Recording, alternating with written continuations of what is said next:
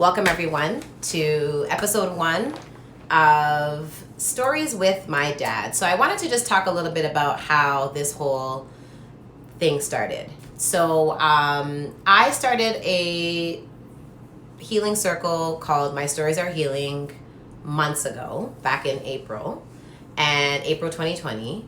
And this healing circle provided me a space to share stories and things and experiences that I had been through, that had just been like in my body, that maybe I had shared, but some of them I had never shared before.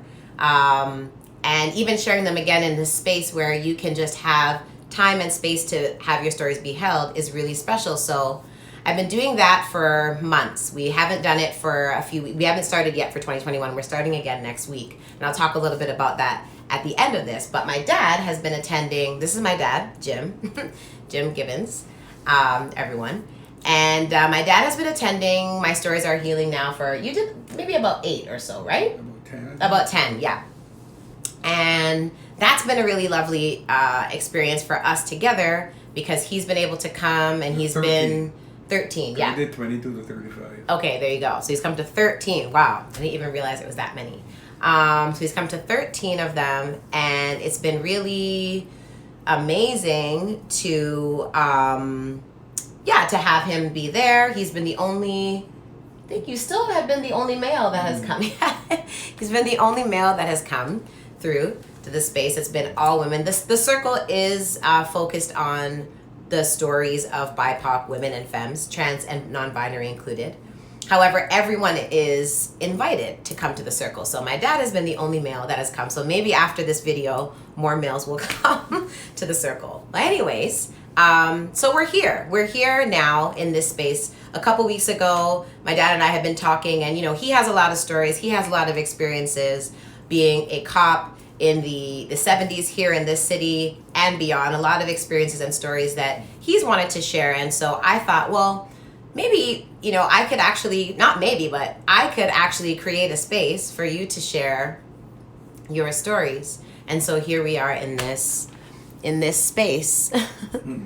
Y'all, it's fine. This, you can stream this way, right? Like, I'm just making sure that everything's fine. Just give me a, hi, Trudy. Oh, Dad, Trudy's on. Hi, Judy. She says, hi, Dad.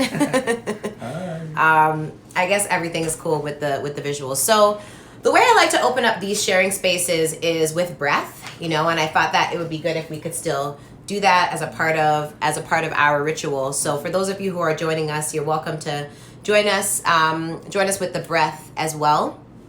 And we're going to do 6 breaths today. And with every breath, I'm going to guide us through. With every breath, we're going to be breathing on an extra count. So the first breath, we're going to breathe in 1 count, and we're going to breathe out 1 count. And then the second breath, we're going to breathe in 2, and we're going to go all the way up to 6, and then we're going to breathe out. And then we'll hopefully feel nice and grounded and relaxed, okay?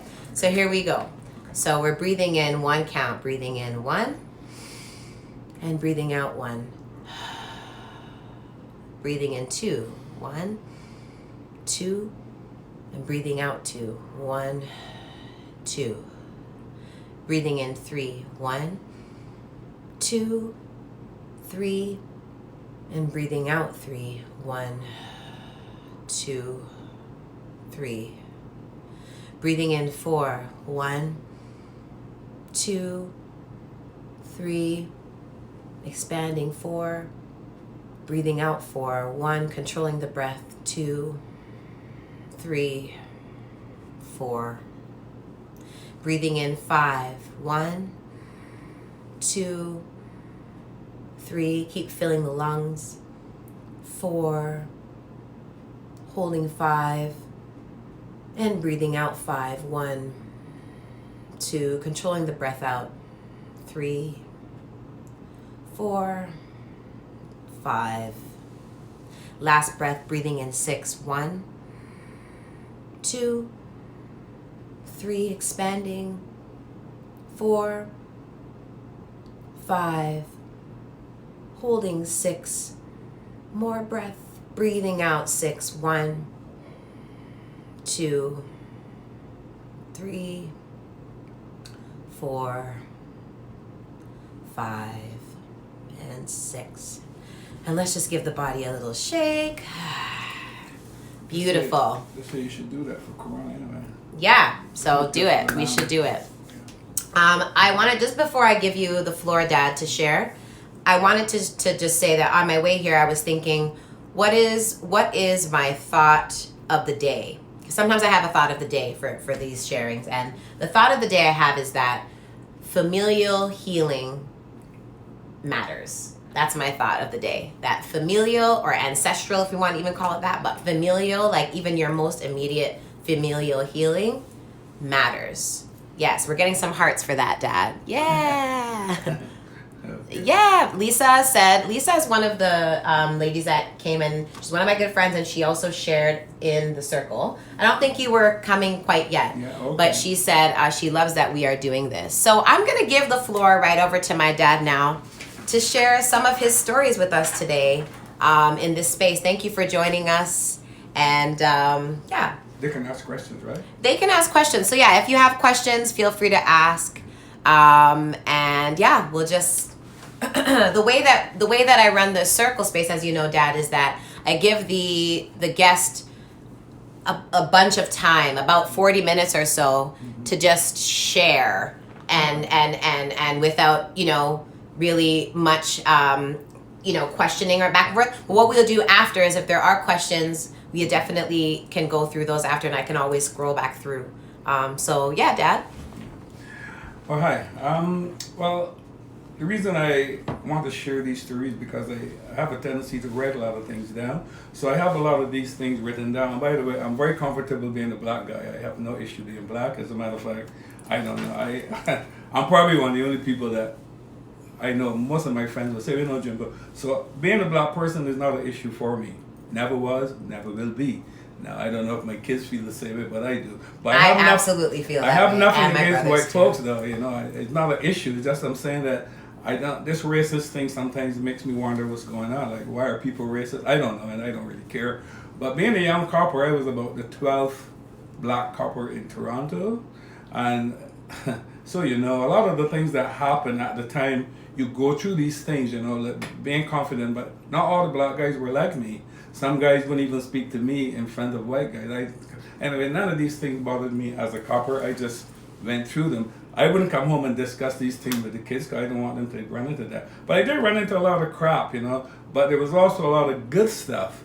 And lately, what I found, I was telling Jasmine, I've decided to shift my focus a little bit. And each of these stories have a good part to it.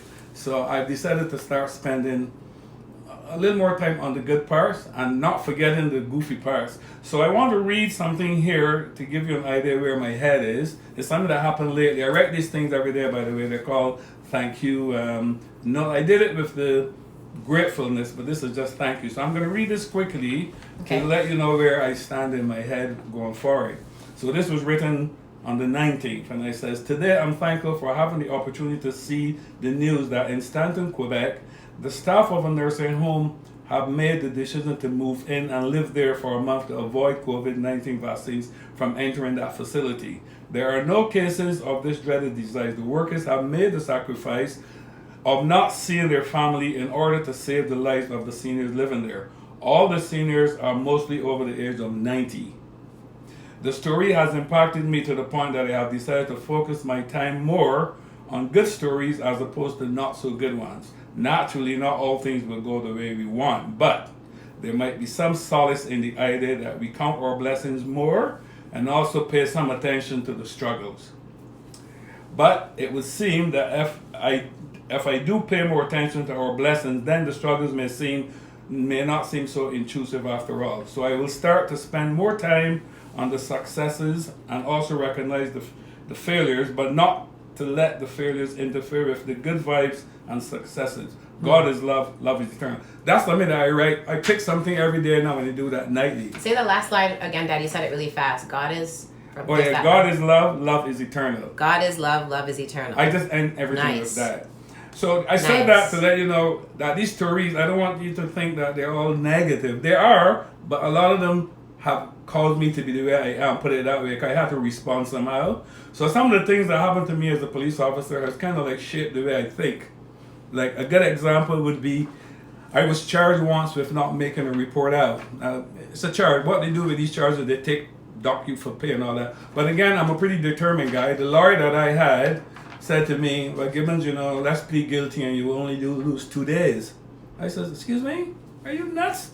I'm not pleading guilty. I didn't do anything wrong. So I said to him, no. So he told me, well, these guys are very vindictive, Gibbons. I said, well, they don't own the world. They don't own the police department. What are you talking about? Anyway, we went to a trial. We decided to go to a trial. I told him if he can't do it, let's get a different lawyer. He said, okay, let's go through. So we went to the trial, and one of the sergeants that I worked with said to me, hey, Gibbons, I want to come to that trial. I said, oh, okay. I didn't know what he wanted to say. I had no idea. But he went to the trial, got into the stand. This is on the oath, and he says, well, Officer Gibbons, very good officer, does his work, very clean cut, and what bothers me, he wanted to get this on tape. You got to hear what I'm saying here. He says, what bothers me here is that I've got reports on Gibbons about maybe 10, 15 officers came in and told me this and that. And he checked every one of them, and not one of them was correct. Now, that's a scary thing. He said they were all lies. So the reason I'm saying that is to tell you that after he told me that, I was in the job about a year and a half or something like that. But that has set me up for what type of policeman I was going to be. So I've never trusted any of these guys. I mean, in life, you're given things, and it depends on what you do with it. Mm-hmm. That was a signal for me to decide what type of... So after that, I've never trusted any of these guys. I don't know who these guys are talking. I mean, they work with me, they laugh and say hello, but they go back and talk. So I said, wow, people do this kind of stuff? No, I would never do that, but people do. But ever since then, the type of policeman I would go to work, do the work, and leave. That's it. I didn't really have any police friends as such. I mean, there are a few guys I talked to, but I didn't trust any of these guys. But it turned out that was a blessing in disguise for me. So I'm just saying that there's always a good part of this thing. Even if it seemed negative, there could be something there. But you have to be in that space to see that. I mean, I don't know. I'm always constantly developing. I mean, I'm an older guy now, and I never used that word before, so I'm 72. And Jasmine used to like to say that, hey, Dad, you can still see. Big up the old age. Like it's good. You get older, you get wiser. Well, we're learning. I'm running towards 50, you know what I'm saying? Like, I'm not really close to that yet. You're far from 50. I'm far from 50, but I'm going to be wise when I'm 50. Like, the older, the better. Anyways, continue. Yeah. Well, I am constantly trying to develop, although I'm 72. So new ideas come to me all the time. And by the way, I pray a lot, whether you believe in prayer or not. I can't tell anyone to believe in it, but I do. I remember, and this is a side story, Jasmine was going for a play once, and she told me, Dad, I want you to pray for this. So she would call me and say, are you still praying? I said, yeah, I'm praying. Then she called me and told me, guess what? I got the part. Which one was this one? That was the movie one with the girl. Rocky? No, the girl. What's her name? Rocky Horror Picture Show. Yeah, that's it. Yeah. That's right. Yeah. She keep calling me and said, Dad, are you still praying for me or what? I said, yeah, I'm praying all the time. And now, some people might say the prayer didn't do it, but how do we know? I mean, I don't know. It probably was. However, another story that I would like to quickly mention here, and this has had to do with me being a police officer. I got a call on a street called Jameson in Toronto, and this gentleman said that he called about a robbery. So when I got there, he said to me, well, I don't want you because you were in cahoots with the guys who robbed me. So I said, what are you talking about here? He said, no, you're one of those guys. That's what he's saying to me. So I said, listen, sir, do you want to report this stuff or not? So he carried on. So I wrote his name down and I left. I didn't know about this, by the way. Later on in the night, they called me into the station. And this guy walked from Jameson. I don't know if you know where Dundas and Ossington is. This was cold. He walked all the way up there and going to the station and complained about me. On his way up, something I didn't know again, he stopped another police officer and said, oh yeah, I'm going to go and complain on that black guy, man. I'm going to get him fired. This is what I didn't know about this, by the way. When I got into the station, the inspector said to me, well, Gibbons, some jerk came in here and reported, but he also told this officer that. So the reason I'm saying that again is that all that was going on, he did something good for me that I didn't even know that. He didn't know it was good either when he told this cop about this stuff. So they told me, forget about it, don't worry about it. So that's another example of some goofy thing that happened, but there was also a good thing attached to it. I just want to mention that. Right. Right. So now, one other story here is the idea of how people, I guess, in Toronto and in the States, how this race thing works. I got a call to the doctor's office, and by the way, I have a pretty good memory, so I remember some of these things like they happened yesterday. This was at the doctor's office at the corner of Augusta and College. Okay. So I go there for something called a break and enter. Okay? So when I get in there, the doctor said to me, "Hey man, just do the report and let me, I go to get ready." He's carrying on like that. What he wanted was just a piece of paper to say he reported me, and he didn't care about my part of the job, right? But like I said, I'm pretty sharp in that area. I said to him, "Sir, there might be a bit of a problem here. Do you, you did go to school to study to be a doctor, right, sir?" And you can see the guy, like he was a little bit shocked. He says, "Yeah. So I'm not too sure how you think I got this job. I don't know what your thinking is. But so you know, I did go to a college. I had to pass. They trained me. So, I mean, you might not respect the job. But if I don't do the job the way I'm taught, I wouldn't have a job. Stays with you." So he sat right back down. And I took more time investigating the scene than I normally would because of this jerk. I just spent more time looking through things and dusting stuff off. All he wanted from me was a piece of paper and get out. Didn't care much about the job. But I'm assuming he did that because I was a black guy. I don't know for sure. He's the only one who can tell you that. I can't see him speaking to another white cop like that. Right. Because the guy would probably curse him or hit him or something. I wouldn't hit him. But that's what happened. And he said, after that, I walked up and I said, "Okay, sir, thank you." And I left. Another example of how that goes. One other story, or at least two more. I wrote 2 articles to the Share. And well, the guy is my buddy, but he won't print them now. I don't know how you guys feel about Charles Roach, Dudley Laws, and I did add in Desmond Cole. So these articles weren't printed. I'm assuming it's because I had these people's name in there. I don't know why, because these guys are very brave, like Martin Luther King. By the way, Martin Luther King was one of the most unpopular people when he got shot. They didn't like him. They used to call him a communist and all of this nonsense. So it's not like these guys are out there doing something negative. They're trying to help the black community, but there are people that would say, "Well, they don't speak for me," and that type of thing. Well, I don't know who this.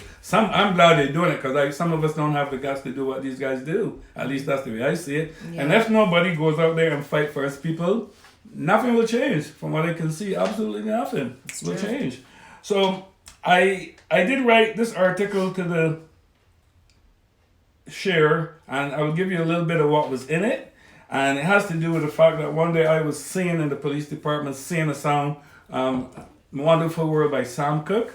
So while I was walking, because I did that a lot, this white corporal came up to me and said, "Hey Gibbons, what do you guys have to say about, man? What do you guys got to say about?"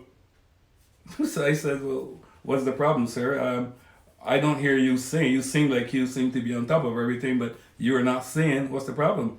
And he seemed like he was very shocked that I said that to him. So he walked away. I've never said much to that guy since then, As a matter of fact, some years later, he met a buddy of mine at court at City Hall, and he said to him, "Hey, man, listen, do you know P.C. Gibbons, Jim Gibbons?" The guy says, "Yeah, he's a friend of mine."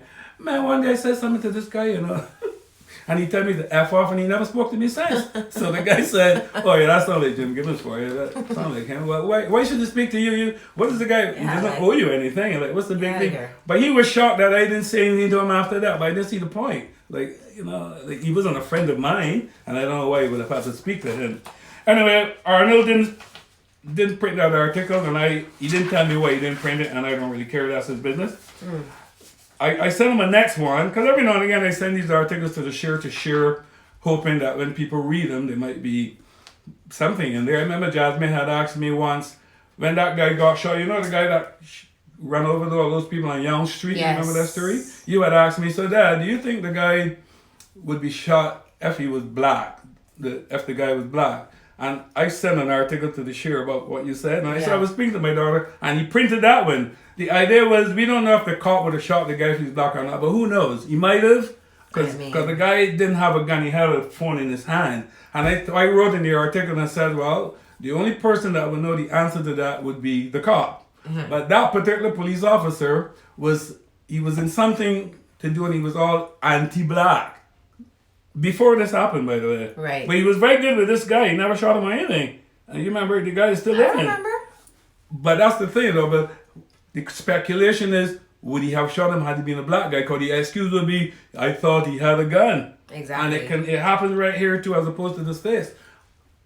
I speculated that we don't know if he would have shot him or not, but the idea is most of us probably think he might have. So anyway, I will leave that to you to determine what you think happened there. However, I wrote the next article to share about, again, most of my articles have to do with being black and being confident. And I know that these days I'm reading James Baldwin.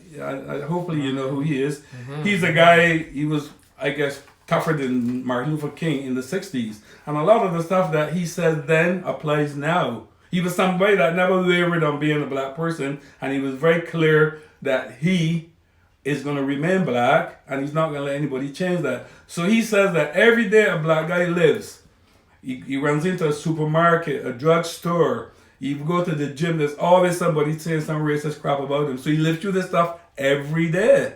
So I wrote an article and said that we black people should come to the conclusion that this is probably going to be part of the way we live, and we have to not accept it, but recognize that this is part of it and move along with our life. Like, see it as, you don't go looking for it, but it's going to happen. It happens to me. Right now I have a complaint going with No Frills.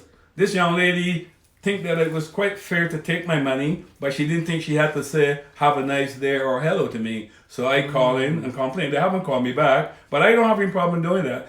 But I made it clear to the guy, it doesn't interfere with my ego. Like, that thing doesn't bother me, but I still think I need to report it. Right. Don't get me wrong, I'm not upset about the girl doing it because she's coming from whatever place she's coming from. But the argument is I'm paying my money and my money's paying her. But for some reason, her biasness takes over her, the way she treats people, which is sad, you know? Because she's a young person, like a university type person, right. But she delivered. Some people might say, well, she forgot. She didn't forget. The person ahead of me, she was very clear, have a nice day. Never said it to me. Right. Why is that? Is something wrong with my money? But she took my money. No problem. And like I said, these things are going to happen. It seems to me, maybe 2 days might go by. It doesn't happen to you. You might go into the store. It might happen once, but it might happen once in a week. But it happens, and it happens all over the place. Should not be happening, but I see it as part of being black, and that's why my article had said we should recognize that this kind of thing is going to occur, and maybe either report it or don't. There are people that tell me these things have never happened to them. I don't know how that is, but that's what they say to me. My Jimbo, that never happened to me yet. But I must be a special guy because it happens to me. By the way, in my third year as a police officer, I used to live on a street called Shaw Street. And in those days, I still have my hat. The black guy used to wear these nice big black hats, and I was coming from downtown or something like that. On my way home, I passed Christie, got pulled over by these coppers. The guy, and this is true, this is like 73. Okay. This guy was in the back of the car with his gun out like that. I'm not kidding you. And the other guy came up to the car where I was and says, "Oh, Jim Cheese, I didn't know it was you, man." Why did he pull me over? I wasn't doing anything but driving. So the reason I'm saying that is to tell you that these guys come up with all the excuses because the only reason that he could have stopped me because I was a black guy wearing a big black hat. That's it. I wasn't doing anything wrong. I wasn't disobeying the law, nothing. So the concept here is that these people have been around forever. That was early 70s we were talking. Early 70s. And when that happened, I said, man, this is really something. One guy had his gun out in the back of the car, like, pointing the gun at me. That's a mess. It's a mess. So I don't know. I believe that the incidents that are happening in the States now, and I believe that half the police department in the States are racist or white. That's what I think. Because you can't tell me within 2 seconds a guy is dead. They haven't even spoken to the kid. And they shot the guy. And they would say, well, they were scared. Like, I am not sure about that. So I have to believe that most of the cops down there, they always say there are few. I remember this one guy commented, well, if there are few, those few must be moving to every police department down there. That's what he said. They keep saying, well, there's only a few bad apples. I don't buy into that. I believe there's a lot of guys there that are like that. Mm-hmm. That's my thinking. Mm-hmm. And I wouldn't want to live in the States anyway. I hope you guys don't feel bad about that. I would not want to live there. Cause I'd be scared as a black guy to being stopped by any car. Cause every time they stop you, you think you're going to die. I don't even have much of an issue with these guys doing that. I think a lot of them should be put in prison. That's what I think. Right now, things like it might change with this new administration. They might change the laws and put a lot of these guys away. 'Cause even right here in Canada, some of the coppers here should be put away too, in my view. But I don't know. Like the guy, Defunded is the what guy should in, happen. in BC there, they already had this Indian guy held. He got out of his car. I don't know if you saw this. Ran over, grabbed the guy, slammed him into the ground. You saw that?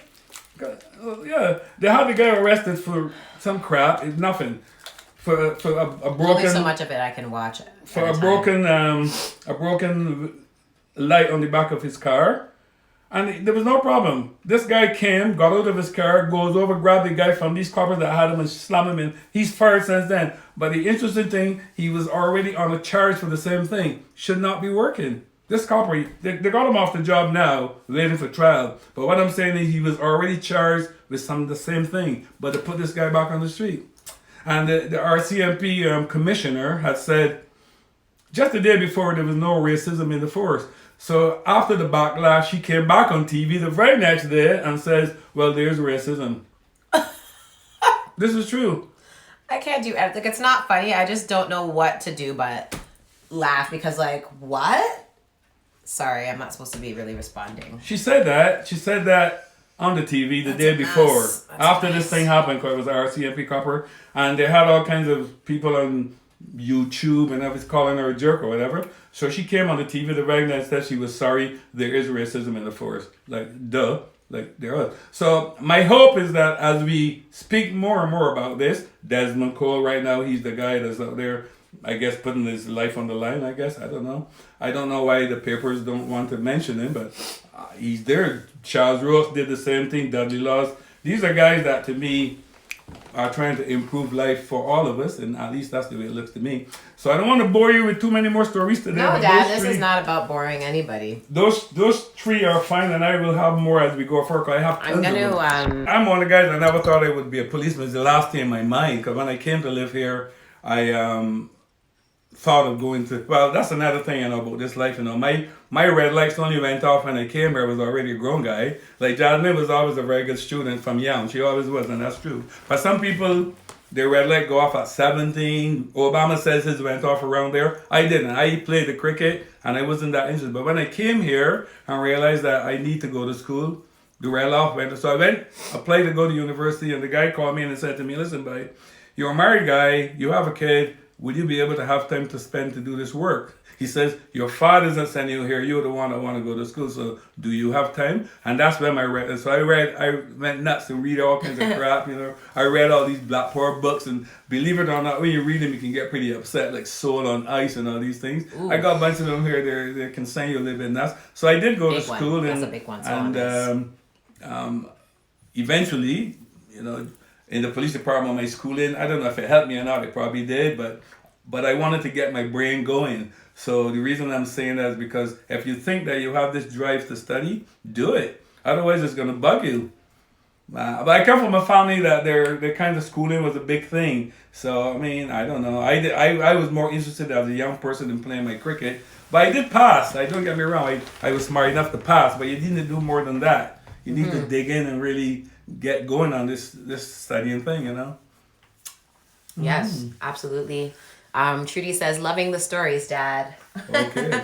But Jasmine here was talking about shooting. She liked school before she even went, and that's true. As a parent, she was ideal because you didn't have to push her too much in that sense. Now, Jessamine, my middle boy, was a whole different ball game. Very smart, but didn't really want to do the work much. But I was a kind of a goofy parent. So, and I don't know if your parents are like this. So when I come home, even if I go home at 2 a.m. and he didn't finish the homework, I will wake him up. Now, some people didn't like that, but I'm the parent. I mean, now people can do what they want. Nobody likes that, Dad. Nobody likes that. Some people don't like that.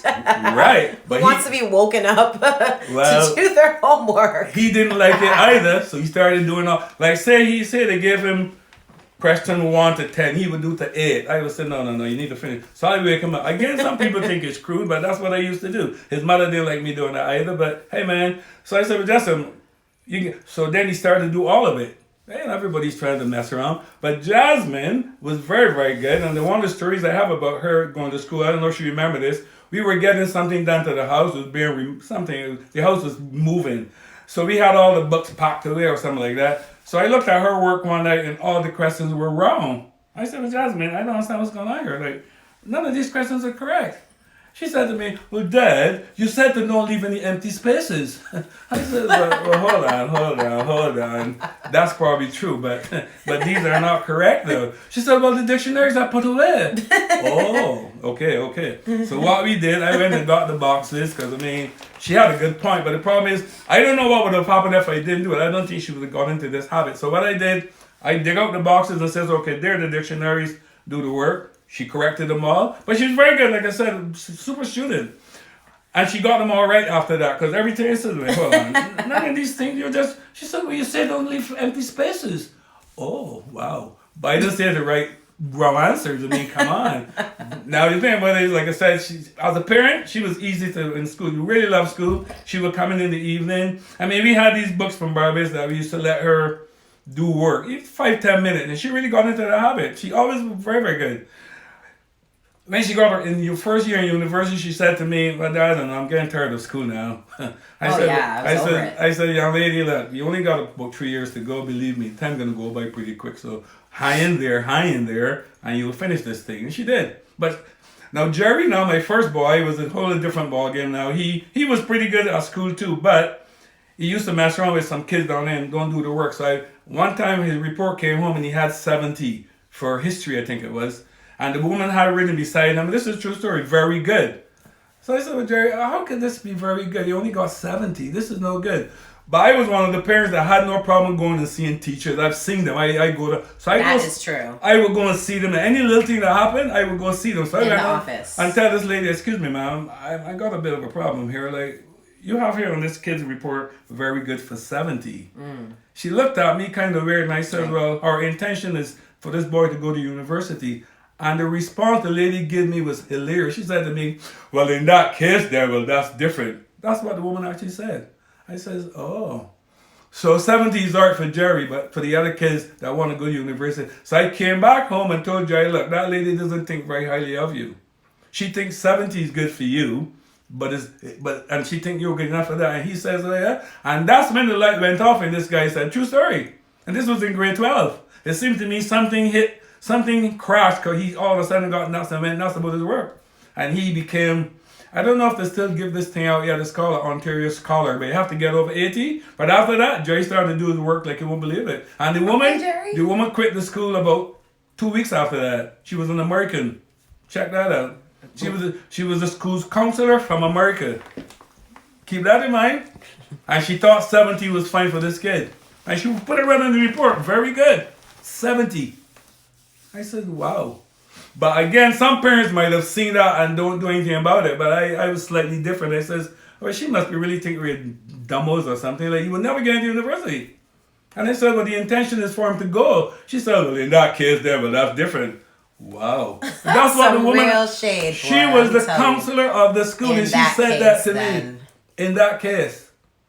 And he said, oh, that's what she think. Yeah, she think that 70 is good. And he after that went nuts on his work, and that's a true story. He got the certificate. I'm sure he still got it. They give you $200 or something like that, Ontario Scholar. So there you go. So his red light went off after that. Amazing. But again, these stories are all, to me, relevant. They might not necessarily be great, but some of them are good to tell you what happens in these places as we live. And I'm trying to find the good parts of them rather than stick to the negative. It's just a new thing I got going now. I'm more on the positive side. I'm really a positive type of a guy. I really am. That's my nature. I'm just the way I am. As a human being, I'm more positive. Like Jasmine would tell you, I would tell her, go out there and run, you can beat all those people. Don't worry about it. Just go around, you can beat them all. but that's the way I was as a father. When Jasmine first started to run, by the way, I used to tell her, just before the guy pulled the thing, take off. Don't worry about it. But then the guy caught her one time and says, hey, eyes forward. And ever since then, Jasmine was very scared to jump out of the blocks, But I used to tell her, look over and see the guy, and when he started to move his finger, just go. But it only worked for a little while, by the way. Well, that's technically a false start. Well, if they catch you, yeah. but that's true. Can't be false starting. We can have a track days topic one of these stories with my dad because we Lots have a of lot of stories. stories. We have a lot of track stories. But this was a really good introductory time. We're thinking of doing this once a month. So it will likely be, so what Thursday, are we at the second Thursday of the month right now? Or are we at the third Thursday of the month, right? So let's call it that. So the third Thursday of every month, we will be meeting for Stories with My Dad right here. And there are lots. And there are lots on this platform, Jazz Fairy J Instagram. And that's pretty much it. Like we usually like to close the circle or the space with some kind of breath or some kind of sound or some kind of something. So maybe we can just do a breath together, Dad. Okay. Like a breath, like kind of like, yeah. Ready? Well, I hope you like my stories and I hope you come back for more because I have tons of them. Lots. Hopefully you got something from it, especially the black part of it, because I'm all about pushing the black thing. I have nothing against the other colors, by the way, but I like the idea that blacks should be proud because the things that they go through, they need something to help us be firm. And by the way, I did give a lot of breaks as a copper, and I give more breaks to whites than blacks, but I did give a lot of breaks. Again, it was part of my being a police officer, I guess. So already. Okay, Dad, let's do a breath. Ready? 1, 2, 3. Awesome. And thanks for coming on, and thanks for allowing me to talk this stuff, because we need to hear some of this stuff, and I have a lot more to tell as we go forward. Thanks for listening, everyone. Trudy says, they have such low expectations for black, brown students. Good for you, Dad. Not me, they do, yeah. And Crystal says, especially as black and colored parents. Yes, that we need to step up to this plate. And for me as well, as you all have seen me post as well about me educating Manny this year, especially with homeschool and taking those things that I've learned from the parenting that I've had and the learning and educational stuff as well. So that's awesome. And I actually spoke this week about how you and Mom would have, different freedom fighters and things like that around the house and teaching us about that stuff. And now I'm teaching Manny that stuff too. So it's, we that's how it goes. So anyways, y'all, blessings.